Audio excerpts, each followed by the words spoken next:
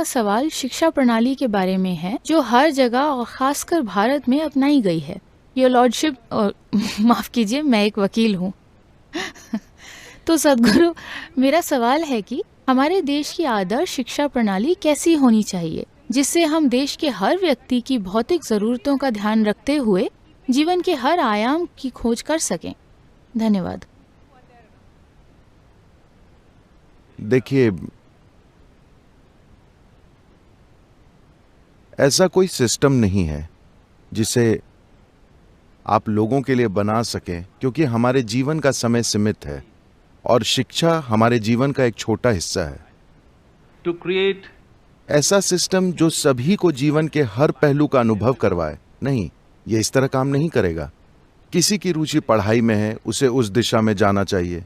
कोई बस एक रोजगार चाहता है, उसे उस दिशा में जाना चाहिए। किसी के पास दूसरे प्रकार की काबिलियत है, उसको उस दिशा में जाना चाहिए। मुझे लगता है कि शुरू में ही मैं कहता हूं कि 12 की उम्र तक सभी पर्याप्त रूप से साक्षर हो जाते हैं।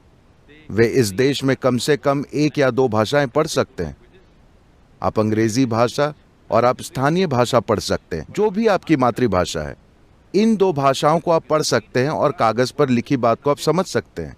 हमें बच्चे को 12 वर्ष तक इस स्तर तक लाना चाहिए। हमें उनको बहुत सारी चीजों से भरना नहीं चाहिए, बस भाषा और समझ।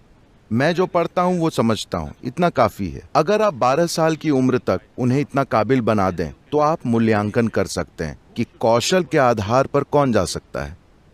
उसी चीज में थोड़े ऊंचे स्तर पर किसे जाना चाहिए, किसे पढ़ाई की दिशा में आगे जाना चाहिए, ये करना जरूरी है।